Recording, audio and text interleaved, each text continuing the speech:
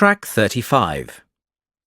Now, not only do we have lots of historical architecture here in the town of Tanbridge, we also have a rich variety of famous residents. Of course, everyone has heard of the famous writers Jim Harmon, Anna Collins and Ian Cheriton, or I.H. Cheriton as he is better known, and they have all lived in our small town. In fact, Anna Collins, the celebrated romance novelist, spent all her life in this town. She lived by the town square, where there is a plaque to commemorate her. She died in 1968, and you can see her gravestone in Tanbridge Cemetery. You may know Anna from her most famous work, The Pride of Angels, which won numerous awards and for which she was a runner-up for the Herald Prize in 1950. James Harmon also lived here between 1975 and 1990. A best-selling horror writer, he got many of his themes for his haunting novels from this very town. He passed away a year after leaving Tanbridge, and although he isn't buried in the town, we do have a statue of him on the roundabout as you enter the town. Now, I.H. Cheriton has been the Poet Laureate for 3 years, and he lives in Tanbridge today. His home is the Red House by the river. Not only a poet, he has also written 10 novels that have topped the book sales charts. He always does a lot of work for local charities and is quite a gem in this town. Lastly, another famous resident of Tanbridge is Sylvia Daniels. She grew up in Tanbridge and went to the local comprehensive here. You can see her childhood home just across the river by the post office. Now, I am sure you all know her for her latest film, Planet Dust, which has just reached #1 at the cinema box office. But she wasn't always an actress. Before she headed for Hollywood, you could have seen her waiting tables in the Dorridge restaurant here in town. She often comes back to visit, as her family all still live here. If you're lucky, you may even catch a glimpse of her.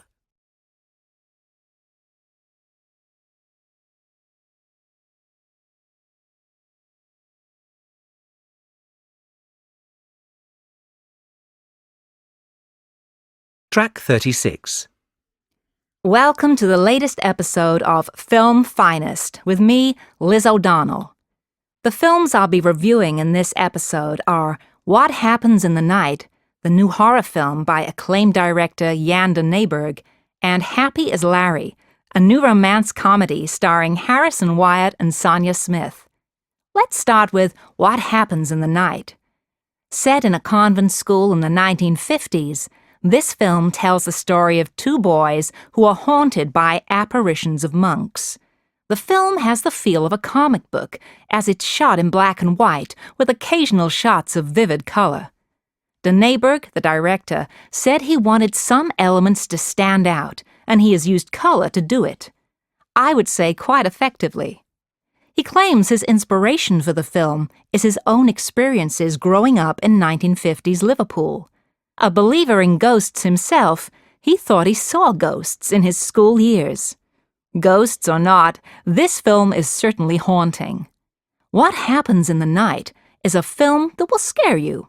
I wouldn't say it's the best horror film to come out this year, but it's certainly shot beautifully. And it's not hard to follow. So, unlike some recent horror films, you don't have to sit in dedicated concentration for 2 hours trying to keep up with a complex plot. An enjoyable film. I would give it 4 stars. In Happy as Larry, Sonia Smith and Harrison Wyatt play 2 people who fall in love but cannot be together because of their families. The build-up to the film has certainly been epic, with gossip about both co-stars in the papers. Rumor has it that Smith and Wyatt aren't the best of friends. In fact, on the set, they barely spoke to each other. I have to say, though, this doesn't come across in the film, and they look like a great couple. Happy as Larry is a move away from the usual films Sonia makes. She is better known for her roles in action films, but she has shown herself to be a capable comedy actress. However, I'm not sure this is the finest film to do it in. Both men and women alike can get something from this film, but the romance angle is overplayed, and the laughs are few and far between. If you want romance, this film is fine, but if you want comedy, I would recommend seeing something else. I would give it 3 stars. Now, there are some new video releases which are gonna be coming out in the next month.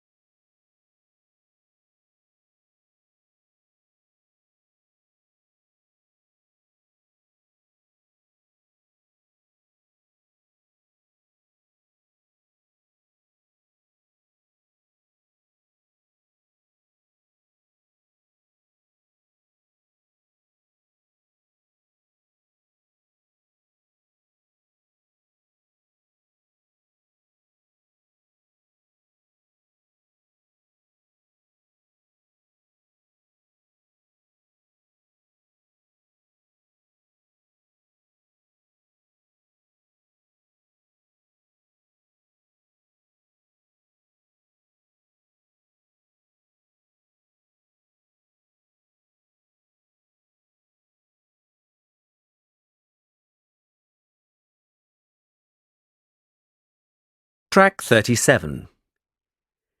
So, we have Phyllis Bailey here to talk to us about fame. Her new book, Famous for 15 Minutes, is coming out on Monday. So, Phyllis, welcome. What do you think fame means to us these days? Well, famous people are everywhere, and although we know nearly all there is to know about these people, their lives are splashed all over magazines and television, they've retained their mystery. The public are always eager to find out more about them, and this fuels the paparazzi to photograph them. It's true that there are more celebrities around than ever before, but the number of really important famous people probably hasn't changed greatly. This is because people became famous for only a short time. Andy Warhol once famously said, "In the future, everyone will be famous for 15 minutes." And I think there's some truth in that. One day a person is famous, and the next they are forgotten. Take, for example, contestants on reality television shows. After maybe 6 months, we never see them again. This also highlights another characteristic of fame. In the past, people became famous because of something they had done, or because of their talent. Nowadays, these things aren't necessary. I personally think this is a great pity. Is fame particularly beneficial now? Well, let's look at the winners and losers when it comes to fame. Many people think that celebrities are the losers in this new media world, but that isn't necessarily the case. Take, for example, actors and actresses. They often complain about a lack of privacy, but privacy is possible. There are many celebrities who aren't constantly in the papers. Much as they complain, they chase the publicity and then blame it on the media. In fact, the paparazzi, who photograph the rich and famous, are often seen as figures of hate for this. They come off much worse in the end because they are so disliked by the public and celebrities. But in reality, they are making the celebrities and their managers even richer. In fact, because of the cult of fame nowadays, we can see media executives making even more money and celebrities signing multi-million-pound deals.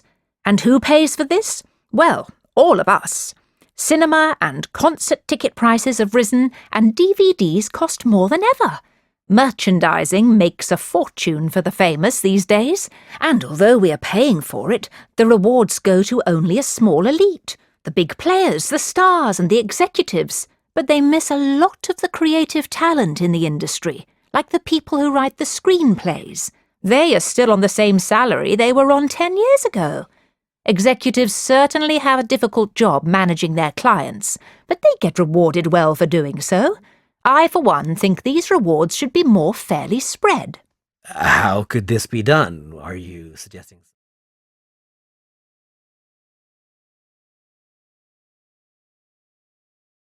Track 38. Section 2. You will hear a talk about the Yellow Plaque Scheme in Sydney. First, you will have 20 seconds to look at questions 1 to 6. Now listen carefully and answer questions 1 to 6. Thank you for coming along to the Cultural Sydney talk. I'm going to start by telling you about the Yellow Plaque Scheme, which has been running in Sydney for over 40 years and has been incredibly successful. When you're walking around the city, you'll see some buildings with a small round yellow plaque on them. If you take a closer look, you'll see the name and details of a famous person who lived in that very place. We have at present 130 plaques up in the city. The scheme has been great for tourism, but it was really started to raise awareness of the rich history of Sydney, both locally and nationally. And we think we've managed to do this. We also wanted to make people aware of the impressive list of important people who have lived in this city, and we've certainly achieved that. But that's not all. Although not part of our original aims, the scheme has also helped preserve some of the older and more important buildings in Sydney, because people now know that these buildings are a link to our past. Some of the buildings are actually over 180 years old, which for Australia is ancient.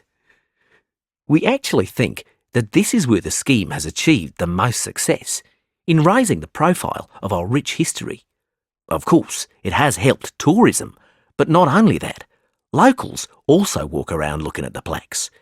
It has been really wonderful in highlighting our past. Some people are quite surprised to see who has lived here. Take Errol Flynn, for example. He was married in Sydney. We are planning on putting more plaques up, and a common question is how can people nominate a figure to be put on a plaque? It's quite a simple process. Applications can be downloaded from our website. If you want to nominate someone for a plaque, you just need the person's name, where they lived, and you need 3 signatures to approve your application. Our panel then checks that all the data you've submitted is correct, and hopefully, within a year, a new plaque will be erected. But you can't nominate just anyone. A plaque can only be given to a person who is famous and has achieved something out of the ordinary, like an important politician or world record-breaking sportsman, for example. We aim to have 50 new plaques up within the next 3 years, and we have plenty of funding to do so. Our funding comes from 3 sources: the local council, community donations, and the tourist board. Whereas in the past, the tourist board put in the majority of funding, now public donations count for 65% of all total funds. In fact, our funding is so healthy now, there are plans to expand the scheme. Before you hear the rest of the talk, you will have 20 seconds to look at questions 7 to 10.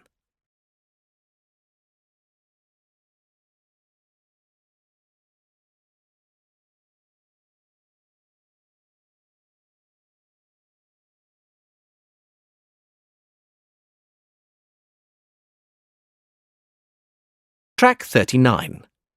Now listen and answer questions 7 to 10. At the moment, we only have yellow plaques for all the famous people, but we are aiming to produce different coloured plaques so that people can do specific walks. For example, if they are interested in famous sports personalities, they can do a tour following the red plaques, the colour we are aiming to use for these people. We are looking at introducing grey, white and green plaques as well. We are thinking of using grey plaques to signify people who have done important work within the government, and white plaques for those who have done good works in the community. Lastly, our green plaques we think will be very popular. These will be for painters and sculptors, leaving our yellow ones for writers, actors and other people of note. We do hope you enjoy looking at the plaques around the city. We have guidebooks on sale in the gift shop where you can find all the plaques. These are priced at $11.99. That is the end of section 2. In the exam, you will have half a minute to check your answers.